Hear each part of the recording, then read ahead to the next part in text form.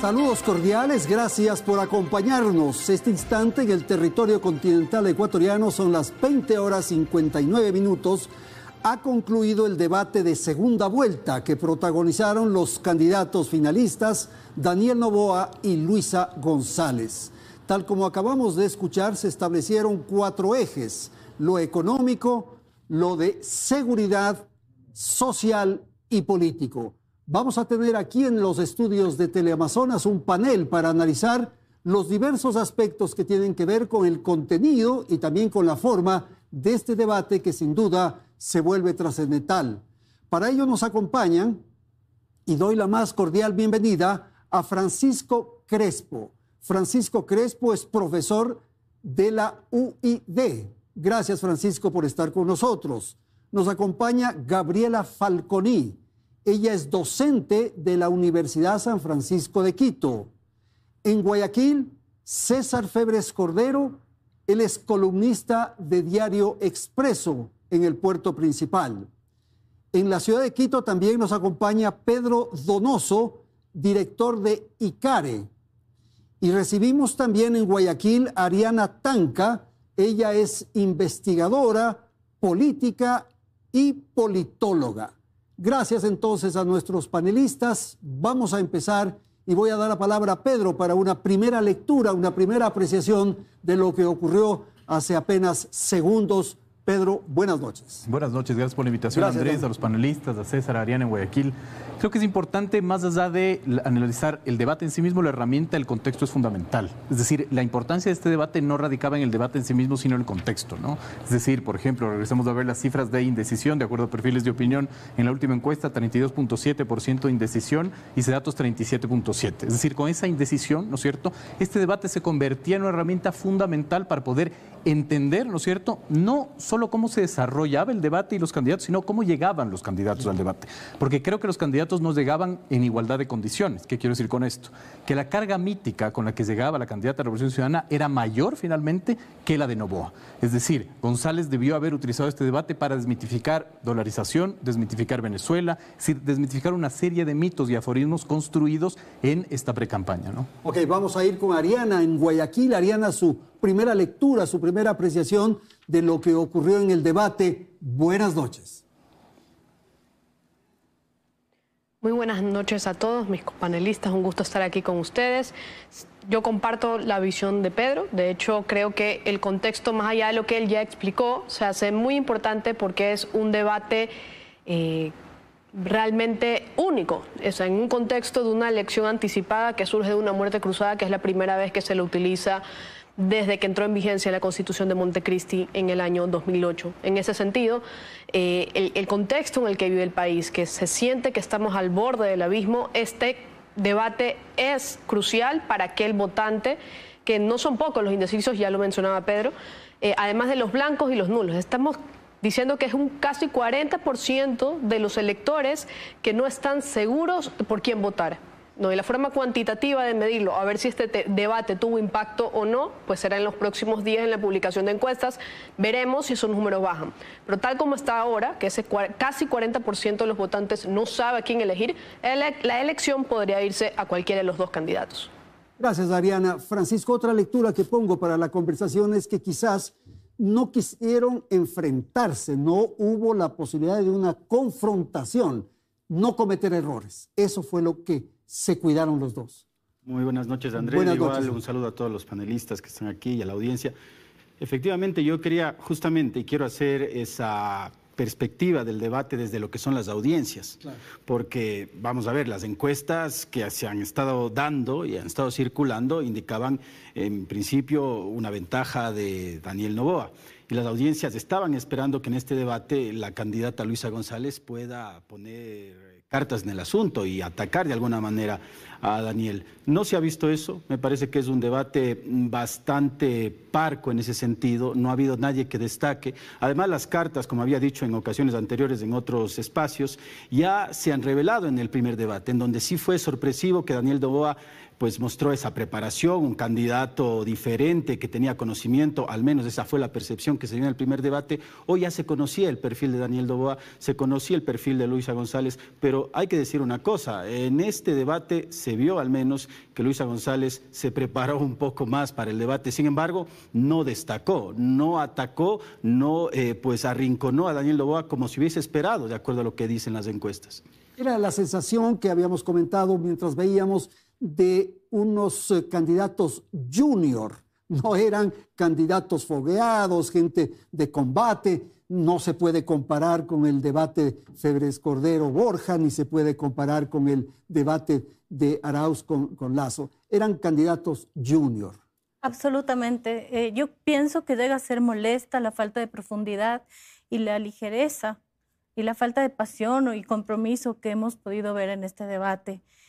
Las propuestas son demasiado light para un país que está agonizando y yo pienso que vimos un Daniel Noboa monotemático y apagado y por el otro lado a una Luisa populista y llena de frases y clichés del correísmo y entonces no pasó nada y lo poco que pasó fue demasiado ligero para lo que el país en este momento histórico necesita. Ahora, Gabriela, un poco tratando el tema que planteó Pedro, ese 40% de indecisos, ¿pudo haber cambiado de posición ahora?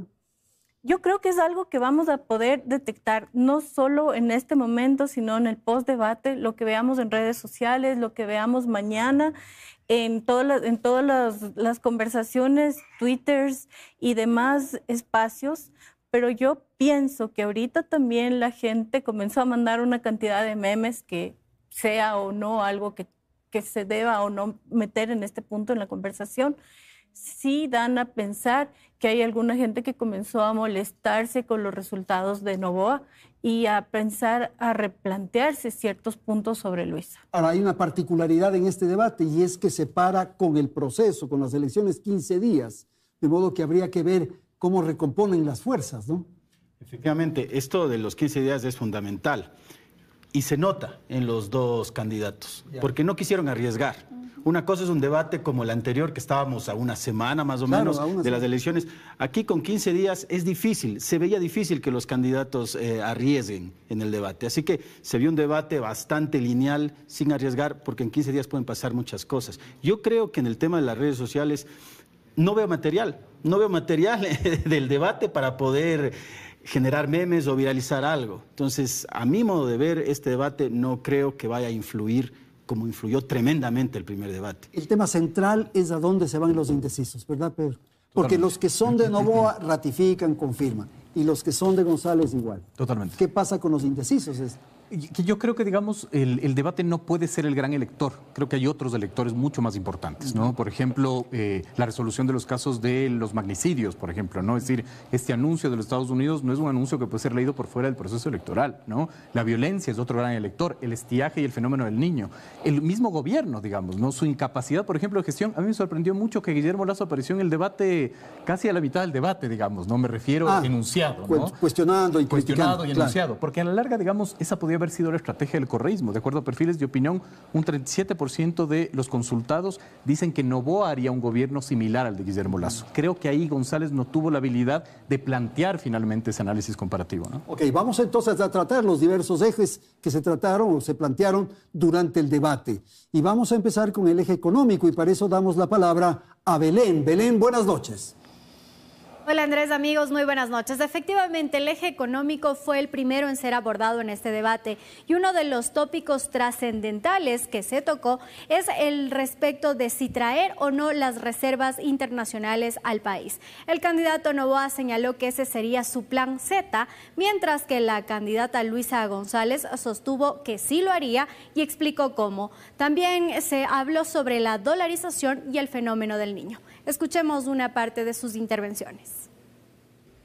Vamos a invertir en distribución y transmisión eléctrica, vamos a refinar nuestro petróleo aquí para tener diésel y spray oil a bajo costo en refinerías que ya existen, no refinerías invisibles. La refinería de La Libertad y la refinería de Esmeraldas son refinerías que sí existen. Y en el sistema tributario, con un techo de 22% para las compañías, que hayan deducciones de acuerdo a la generación de empleo. si una empresa cumple el 31 de diciembre con el SRI, con el Ministerio de Trabajo y con el Seguro Social, va a tener deducciones acorde a su generación de empleo. También deducciones adicionales a la generación de empleo juvenil. Inyectar en la economía 2.500 millones de dólares de las reservas que están en Suiza. ¿Para qué? Para fomentar el desarrollo, créditos productivos a baja tasa de interés a través de la banca pública entre el 5 y el 7%. Reactivar la economía desde lo local, apoyar y devolver el presupuesto a los gobiernos autónomos locales. También el control a la evasión tributaria y fortalecer lo que es la producción petrolera. La vamos a aumentar. Actualmente está en los índices más bajos de los últimos 20 años. Aumentar la producción petrolera. Por otra parte, la reducción en un 30% de esas exenciones tributarias que no son eficientes. Bien, entonces vamos a analizar lo que se planteó en el eje económico y quisiera pedirle a Gabriela, si es tan amable. Claro, los temas centrales tuvieron que ver con la dolarización, con el fenómeno del Niño y con lo que ocurre con las reservas internacionales. Pero, por ejemplo, ahí uno no podría decir si hubo posiciones totalmente contrarias, más bien toquecitos, no más que eso, ¿no? Sí, la verdad es que fue muy ambiguo lo que los dos dijeron. No ahondaron en el cómo lo iban a hacer, ni cuándo lo iban a hacer, y que definitivamente ninguno de los dos tenían tiempo para hacerlo. Hablaron mucho sobre el tema del petróleo, deducciones de impuestos de acuerdo a la creación de empleo juvenil. Noboa, en el tema económico, su gran fuerza en su discurso es aumentar el empleo juvenil y dar mucha fuerza a eso, mientras Luisa habla sobre esta inyección de 2.500 millones de dólares de las reservas en Suiza, que suena también bastante complicado de entender para la mayoría de población, más allá de que si están bien o mal lo que ambos decían. Sobre todo en el caso de Luisa era todavía mucho más difícil entender este discurso y que la mayoría de la población puede entender de dónde vienen esos 2.500 millones de dólares de Suiza. Entonces, en ambos casos todavía faltaba dar un poquito más de proyección y sobre todo hacer que este discurso sea fácil de entender para la gran mayoría de ecuatorianos. Pedro, un tema que es extremadamente sensible es el de la dolarización. Y claro, esto coincidió con esta declaración de Samper en el Foro de Puebla, que provocó mucho ruido en las redes sociales. Le enrostró de alguna manera Noboa. ¿Quedó tranquila la población, los televidentes con la respuesta de Luisa? Habrá que ver las mediciones, digamos. Claro. El debate es un hecho político y los hechos políticos hay que analizarlo en el antes, en el durante y en el después. Y en ese antes, ¿no es cierto? González llegaba con esta carga mítica de sus amigos del Grupo de Puebla, que parecen sus enemigos, ¿no es cierto?, para otra vez posicionar el tema de la dolarización. A mí me sorprendió que finalmente no sea un eje de conversación, sino fue una reacción a la acción, digamos, de Noboa, es decir, fue una confrontación finalmente, ¿no? Porque a la larga González en sus primeras palabras debió haber planteado finalmente la desmitificación del tema dólar, como lo hizo Noboa con el tema médico, ¿no? No sé si ustedes sí, con el saludo, ¿no?, que hizo a un médico que atendió a su familiar. Y él buscaba finalmente desmitificar lo que sus declaraciones previas hicieron, ¿no? Por eso es interesante muchas veces, en sí mismo el debate no es lo importante, sino cómo llegas y cómo sales del debate y cómo sobrevives a las 2 semanas de campaña. Ahora, lo evidente es que no hubo un golpe de efecto, ¿no es cierto? No hubo el gran tema que queda pendiente en la retina. Míreme a los ojos. Andrés, no mientas otras veces. No eso ya no hubo aquí. No hay un titular. ¿No? Y ahí, el tema ahí es que, por ejemplo, primero me congratulo que las preguntas no hayan sido quién ganó el debate, porque es muy difícil leer la política como si fuera un partido de fútbol, ¿no? Claro. Pero si queremos hacer una intención de análisis, ¿no es cierto? Habermas lo que te dice es, hay 3 tipos de uso del lenguaje, ¿no es cierto? El ilocucionario, que es la intención, el locucionario, lo que se dice, y el perlocucionario, finalmente, lo que se logra, finalmente, ¿no? Yo creo que estas 2 semanas nos van a dar un poco de sensación de cómo se pudo haber completado esos 3 niveles, finalmente, ¿no? Okay. Francisco, su opinión de lo económico. En la parte económica coincido mucho, por ejemplo, con lo que dice Gaby respecto a que hubo muchos qués, pero muy pocos cómo. Porque además a mí me parece que centrarse en esto de las reservas desde Suiza demuestra que no hay mucha capacidad para indicarnos cómo ellos van a generar económicamente desde lo interno.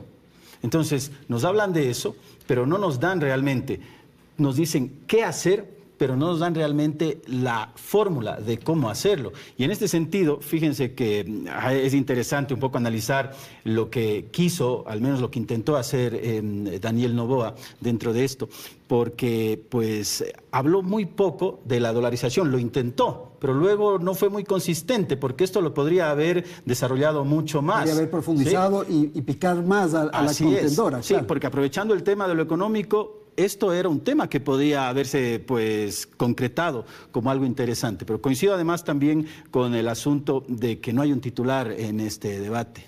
Para nada.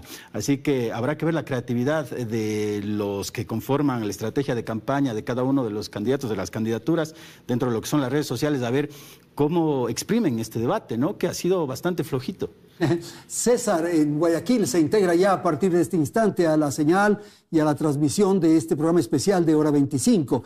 Primero una apreciación del debate y lo que estamos comentando, que es la dolarización, que no fue aprovechada por Daniel Noboa. Buenas noches, César.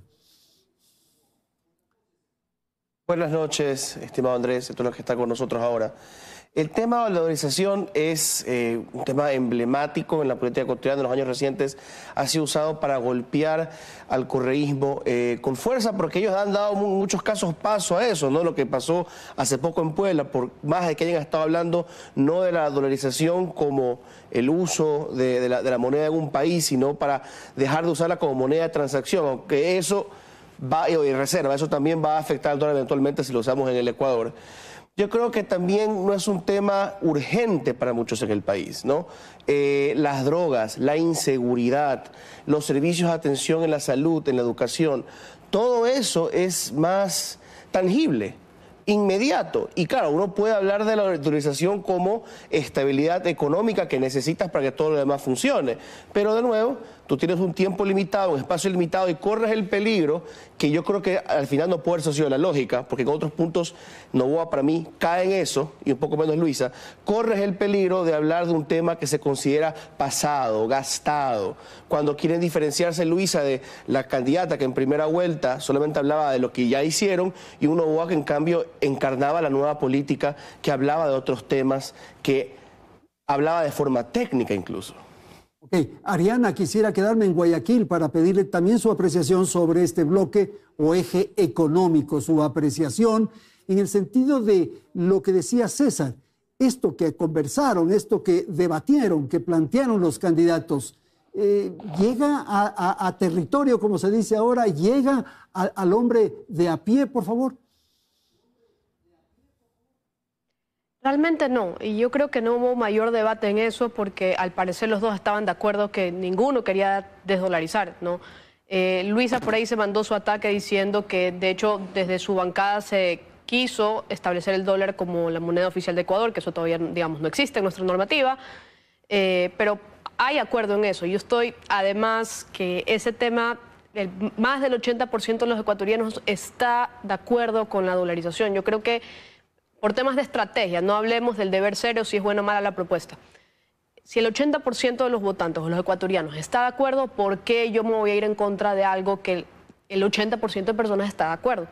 Y más allá de la dolarización, que es un tema que al parecer hay consenso, más bien estos ataques que existen sobre el uno, sobre el otro, más bien a mi criterio vienen desde una zona de la campaña sucia, de atacar por atacar, pero es un tema que realmente al ciudadano de a pie no le interesa, no es parte de su día a día, o sea, es parte de su día a día porque lo utiliza, pero más allá de ese tema que lo ven lejano, lo ven técnico, lo que quiere el ciudadano de a pie es seguridad, es empleo, es el acceso a los servicios básicos, y por eso creo que este tema, realmente creo que hay un amplio consenso y ambos candidatos ya lo establecieron, ¿no? Obviamente del dicho al hecho hay mucho trecho y eso hay que estar vigilantes, pero por ahora podríamos decir hay consenso y definitivamente hay temas más importantes para debatir y para poner sobre la mesa. Bueno, pero me parece, Ariana, que la gente sí entiende, por ejemplo, que en otros países donde no hay dólar, hay una inflación impresionante, hay dificultades en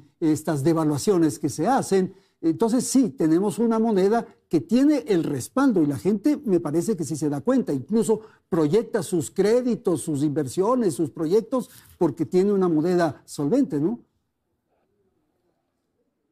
Sí, de acuerdo. Tienen el 80% de aceptación del dólar, nadie reclama contra el dólar y por eso menciono que es un tema que ya se da por sentado en el país. Digamos, no estamos en un momento que se debe considerar la desdolarización como parte de política macroeconómica, porque no estamos en un contexto de que amerite pensar en un cambio de moneda. O sea, ya la inestabilidad que tenemos es suficiente en todos los frentes como para encima agregarle un factor de inestabilidad porque voy a cambiar la moneda del país. Entonces, creo yo que en ese contexto, creo que todos los ecuatorianos podríamos estar de acuerdo que el dólar nos está dando esa estabilidad, nos protege, no implica que vamos a tener una economía perfecta, pero estamos, digamos, los ecuatorianos lo aprecian.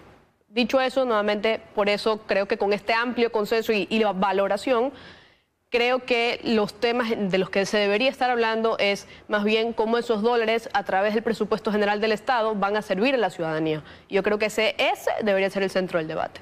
Perfecto, vamos a ir entonces al segundo eje que se planteó durante el debate que se transmitió hace pocos instantes por radio y televisión. Belén. Así es, Andrés, el segundo eje fue el de seguridad y justamente este es uno de los temas que más preocupa a los ecuatorianos y se esperaba pues que los candidatos puedan explayarse en este tema y dar a conocer cuáles fueron sus propuestas. Sin embargo, algunas de ellas fueron muy ligeras e incluso otras ya se han aplicado en este gobierno y como hemos visto no han dado resultados. Escuchemos sus intervenciones. Voy a poner en marcha nuestro plan Resurgir de la paz y la seguridad. Lo primero va a ser trabajar con la fuerza pública, 500 millones de dólares para equipar a la policía, vehículos, motos, equipamiento de comunicación, armamento, rehabilitar UPCs, VCs, el ECU 911. Pero también vamos a trabajar en el control que se necesita del país. Voy a retomar el control del país que nos lo han arrebatado. Retomar el control de las cárceles, de las vías, de los espacios públicos y sobre todo puertos y aeropuertos a los cuales los militarizaré. El trabajo coordinado también con el sector de justicia. El Plan Fénix consiste en varios puntos. Primero, militarización de las fronteras, pero con tecnología, con un sistema de drones, con sistema de radares de verdad. También en los puertos tener doble pesaje, escáner y presencia militar adentro de los puertos.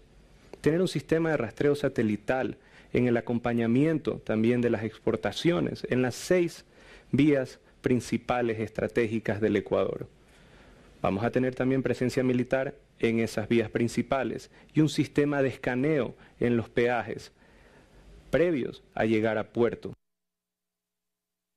Bien, vamos a ir entonces ahora con Guayaquil, con César. Cada uno tiene un plan. Plan Fénix, Daniel Noboa, y Plan Resurgir, Luisa González. ¿Cómo leer, cómo interpretar, cómo comentar lo que se acaba de decir? Por favor, César.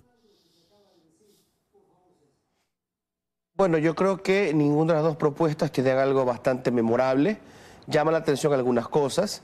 Por ejemplo, el énfasis que hace Noboa en el equipamiento, en el control de las fronteras.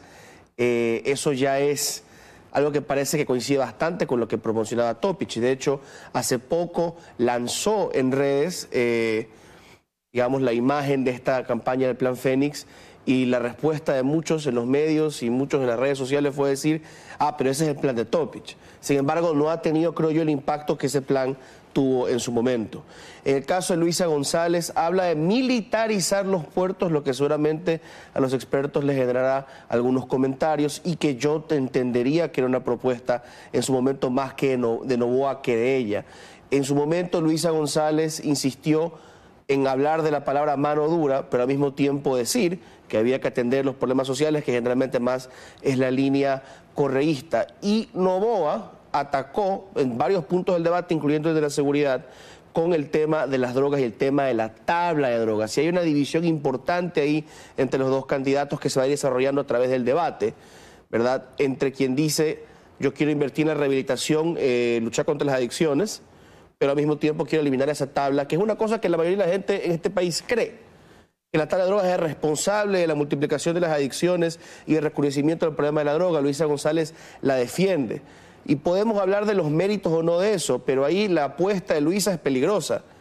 Si el país en buena medida está convencido que la tabla de drogas es una de las cosas culpables y que estigmatiza a su movimiento o al correísmo, abordar de lleno eso puede ser difícil. Tratar de responder a Noboa tienes que hacerlo, pero en el debate ahí tienes una desventaja. Sin embargo, al final hay que admitir una cosa. Luisa González expuso muy bien. Y cuando la contrastas con Luisa González en la primera vuelta, es un cambio infinito, porque fue de la nada, de una participación nula en que solamente hablaba del pasado, a empezar a hablar de planes que se proyectan al futuro, empezar a dar cifras y montos. Daniel Noboa, en cierta medida, no va mucho más allá de lo que ya había conseguido en primera vuelta, y ese contraste creo que se notó un poco en ese segmento. Sin duda, Francisco, y otros dos elementos que pongo para la conversación. Luisa subraya la necesidad de control del Estado en varios ámbitos, en las carreteras, en los puertos, en los espacios públicos, en fin. Y también otro asunto que lo trataron en ese segmento era minería ilegal, por favor. Sí, bueno, esto de militarizar lo mencionan ambos candidatos, ¿no? Pero es interesante porque Luisa menciona el militarizar lo que son los puertos, no habla de militarizar las fronteras, ¿no?, con su plan Fénix. Esto hay que tomarlo con mucho cuidado, ¿no?, porque el mensaje de militarizar puerto es distinto a militarizar frontera, más aún si esto lo conectamos con el tema de la migración. Entonces, vamos a ver cómo toma la audiencia, cómo toman los votantes de este aspecto. En el tema de la minería, bueno, creo que ambos coincidieron en que la minería ilegal debe ser controlada. Luisa quiso atacar por ese lado con la empresa que supuestamente pertenece al grupo Noboa. En ese caso, Daniel supo responderlo, es decir, lo admitió y continuó con su propuesta. A mí lo que me parece interesante también en este aspecto son dos cuestiones. Primero, que me parece que en la cuestión de seguridad, Daniel estuvo mucho más concreto en las cuestiones que va a plantear con ese plan Fénix y todo lo que implica dicho plan, ¿no? Habló de militarización, insisto, de fronteras, del doble pesaje, del escaneo de los peajes. Luisa empezó a dar cifras. Habló de 500 millones para las fuerzas públicas. Ahora habrá que ver de dónde saca esos 500 millones, hay que entender eso. Y el tema de la tabla de drogas me parece interesante porque a partir del tema seguridad, del eje seguridad, Daniel empieza a desarrollar esto de la tabla de drogas y empieza a vincularlo con la seguridad, con el tema del microtráfico, y fue insistente en este asunto. Me parece que se excedió un poco, porque tú mencionabas, Gaby, de que se volvió algo monotemático. Me parece que en este sentido insistía mucho en lo que es tabla de drogas. Llegó un momento en que Luisa le dijo, y ojo, porque esto es importante para el mensaje que se le da a la gente. Le dijo, me parece que usted tiene mucha fijación en el tema de las drogas, ¿no? Por ahí empezamos a ver qué cosas se pueden utilizar para lo que son las redes sociales. Por favor, Pedro. Digamos, el concepto de inseguridad es un concepto bien complejo, creo yo, digamos, lo lanzo en términos de hipótesis, ¿no?, porque no tengo evidencia para concluir, pero digamos, si la inseguridad sería como un concepto único, Topic estaría en segunda vuelta y no está. Digamos, es decir, la inseguridad en Quito, por ejemplo, tiene más cara de suicidios que de muertes violentas, los indicadores te lo dicen. En Durán, de sicariato, pero en la Amazonía puede ser de pobreza, ¿no? Entonces, creo que finalmente ahí, en este sentido ilocucionario, por ejemplo, ¿no es cierto?, González se olvidó de interconectar la gestión que sus gobiernos autónomos centralizados están haciendo, por ejemplo, ¿no? Es decir, hubiera podido decir, Pavel Muñoz en Quito está inaugurando UPCs y hubiese podido plantear finalmente esa acción, ¿no es cierto? Es decir, esa manera de evidenciarlo. Y yo creo que no le avanza a Noboa cuando replica la estética finalmente de Topic, ¿no? Un poco lo que decía César, es decir, replicar finalmente esa lógica es no poder estirar el concepto y quedarse, digamos, muy, muy limitado, ¿no? Ok, vamos a ir a Guayaquil. Ariana, por favor, rápidamente su apreciación del bloque económico, del eje económico, por favor. Bueno, definitivamente el eje de seguridad es primordial, dado el contexto que está viviendo el país. Creo que hay mucha coincidencia de ambos en varias propuestas. Veremos cómo se aterriza eso en la Asamblea. Lo que veo en que ambos fallaron es que no lograron aterrizar ese concepto de seguridad o el, digamos, combatir la inseguridad o de hacer seguro el Ecuador, no lo aterrizaron para la ciudadanía. O sea, sí hablaron de los puertos, hablaron de las fronteras, cosas que son absolutamente importantes, pero ¿por qué no le hablaron también la seguridad para el universitario que no quiere que lo roben o lo maten llegando a clases, o las madres que van a dejar a sus hijos al colegio y que por una bala perder un hijo? Todas esas cosas yo creo que faltaron de un poco humanizar lo que significa el contexto que estamos viviendo y qué es lo que proponen en concreto para eso. Creo que los dos intentaron emular la seguridad vista desde un punto de vista como de Robocop y siendo un poco, Luisa, alejándose un poco de lo que ella un poco menciona, ¿no? Ver a la inseguridad como un tema integral, como un tema que también se lo tiene que ver desde los ojos del acceso a la educación y a otros servicios básicos. Entonces, a mi criterio, los dos planes tienen muchas coincidencias, sería interesante ver ese debate en la Asamblea, pero también faltó mucho aterrizar la inseguridad, humanizar y entender cómo cada persona está viviendo este contexto de inseguridad, no solo a nivel macro de país, que es importante, como lo dije, pero también a lo más, digamos, al ciudadano de a pie. Ok, muchas gracias. Gabriela, rapidito, por favor. Si bien es cierto, a los dos les falta absoluta pericia y elocuencia a la hora de explicar cosas, pienso que en este segmento específicamente, Noboa fue muchísimo más claro explicando drones, radares, presencia militar, escáneres en peajes, tabla de droga, que eso para la gente que está indecisa o la gente que ya está decidida puede potenciar todavía y capitalizar esos votos. Entonces, en este segmento específicamente, Noboa fue mucho más claro y más específico y creo que eso de alguna manera puede haber potenciado en algo el problema que queremos solucionar con lo de la seguridad. Ok, tenemos que ir a una pausa, vamos a ir a la publicidad, retornamos en un instante. Continuamos con más, amigos. Como ya lo mencionaban nuestros panelistas, si en los ejes económico y de seguridad no hubo claridad, pues en el tercer eje, que era el social, las propuestas divagaron aún más. De allí que hemos tomado las ideas más claras en cuanto a la candidata González respecto a lo que ofrece en salud, mientras que respecto del candidato Daniel Noboa, su propuesta en educación. Escuchemos. La salud es nuestro derecho. Y digo nuestro, queridos ecuatorianos, porque yo voy a los mismos hospitales públicos que ustedes. En los primeros 100 días de mi gobierno abasteceré los medicamentos del cuadro básico de medicamentos del Ministerio de Salud Pública a la red de instituciones de salud pública como es IES y como es Ministerio de Salud Pública. Contrataré 2.000 médicos adicionales a los que existen, con especial énfasis en salud mental, y daré 20.000 nombramientos definitivos al personal de salud.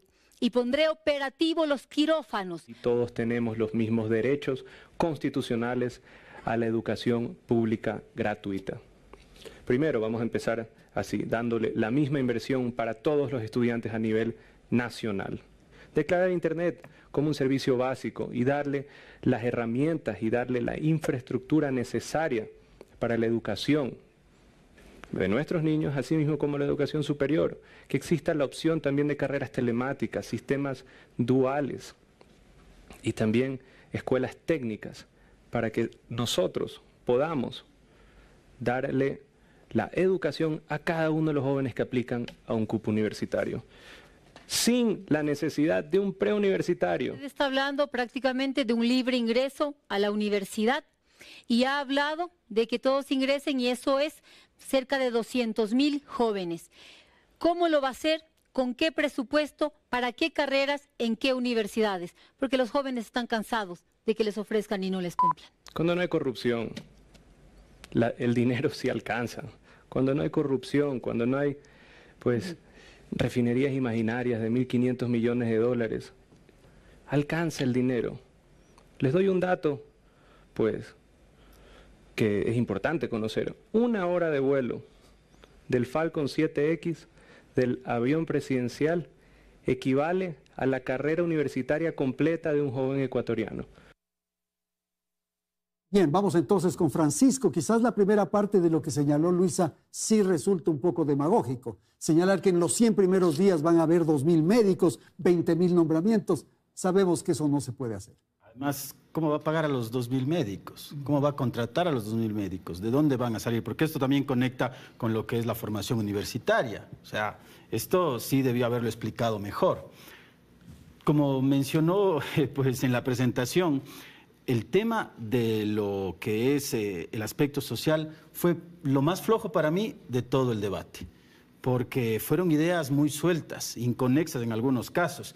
Y de hecho, la parte de lo social fue la parte en la que más los candidatos aprovecharon para darse esos puntazos, ¿sí? Por ejemplo, Noboa, cuando habla y conecta el tema de la educación con cómo poder fomentar la educación y desarrollar la educación, menciona lo que es la corrupción, menciona lo que es la refinería imaginaria y menciona el tema del avión presidencial. Esto en clara alusión al uso del avión por parte de Luisa González cuando pues, era secretaria del Estado. Así que en ese sentido se desviaron completamente, ambos candidatos para mí no plantearon propuestas concretas y sí, me parece que Luisa González incluso fue demagógica tal como tú lo mencionas, Andrés. Gabriel. A mí me parece que ambos están absolutamente insertos en hacia quién se quieren dirigir y en su mayoría siempre va a ser a los jóvenes. Siempre van a tratar de buscar cómo comprarlos, cómo comprar ese voto, cómo generar ese voto. Y entonces ella empieza hablando de salud, de estos espacios en los que va a invertir muchísimo dinero, pero termina hablando de salud mental.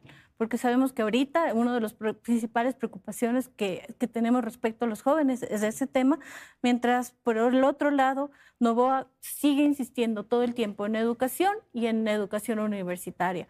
Pero yo pienso que los dos no van de acuerdo a ser fieles a lo que verdaderamente piensan o a un plan de trabajo, sino a unos votos que pueden cosechar en ese target. Bueno, de eso se trata, no perder votos por lo menos y de obtener otros.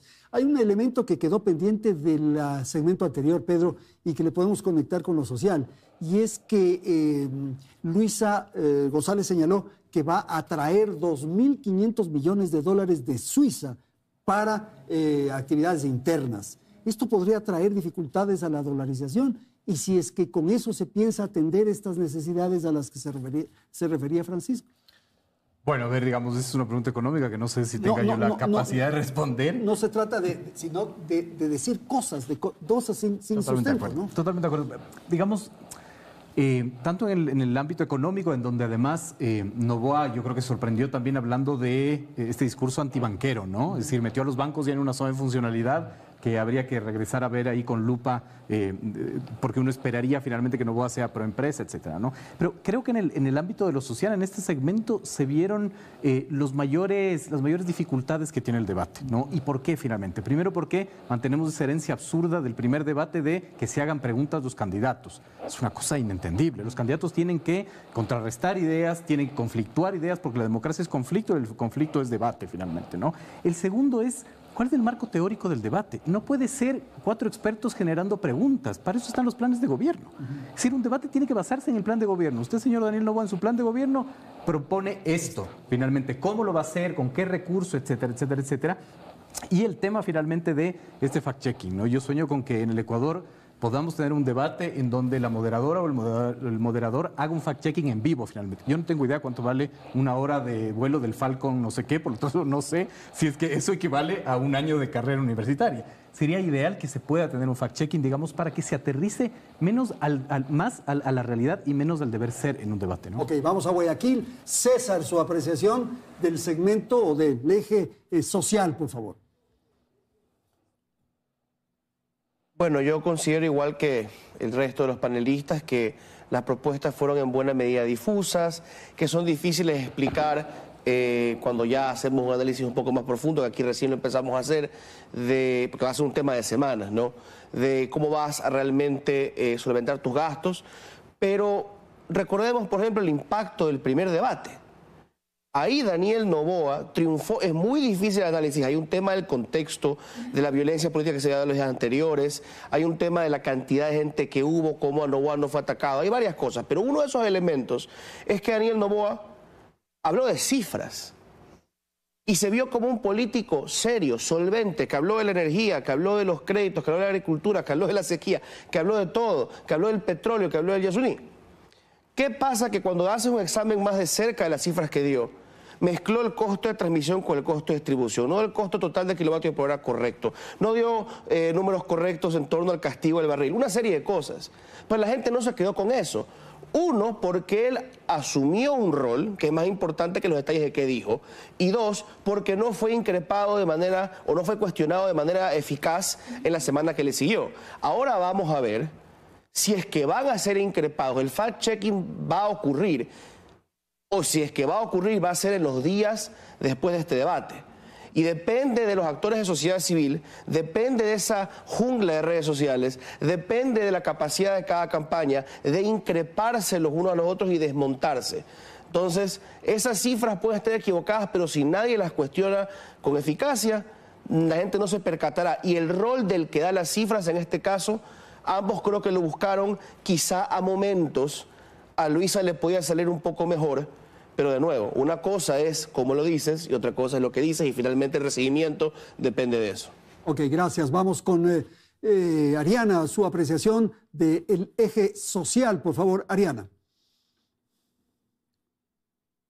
Nuevamente estoy de acuerdo con todo lo que ya se ha dicho. Fue el eje donde hubo más cifras, pero donde las cosas estuvieron menos claras, lo cual es como que si los candidatos quisieron ser pragmáticos, claros, concisos y precisos, solo porque decían las cifras, pero finalmente no terminaban ni desarrollar una idea, ni desarrollar la propuesta, empezaban hablando de educación telemática y luego saltaban a educación inicial y era como un shampoo de todo lo que querían hacer. Puede ser que el formato haya jugado en contra, pero también estoy de acuerdo que hubieron muchas cosas que se mencionaron en el debate que no estaban en los planes de gobierno. Entonces, eso hace mucho más difícil ese tema de fact-checking, porque yo me puedo sentar en el debate a decir cualquier cosa, cualquier número, como ya lo mencionaba César, y nadie me va a increpar. Entonces, yo estoy de acuerdo con que el contraste tiene que ser, además de cómo lo vamos a hacer, también tiene que ver en qué es lo que está dicho en el plan de gobierno, porque de hecho ese es el requisito que está para la candidatura, ese es el requisito para revocar el mandato y ese es el requisito finalmente para realmente evaluar si el candidato, bueno, en su caso el presidente, está cumpliendo o no con lo que dijo.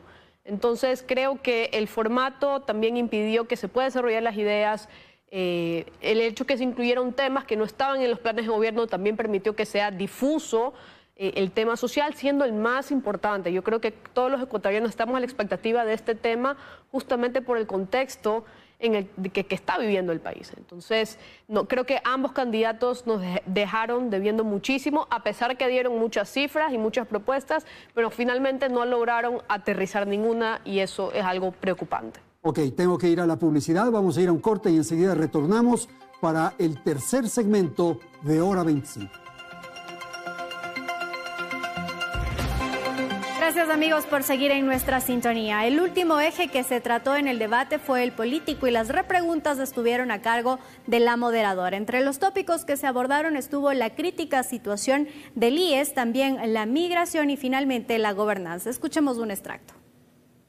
Garantizaré que sus pensiones jubilares se cancelen.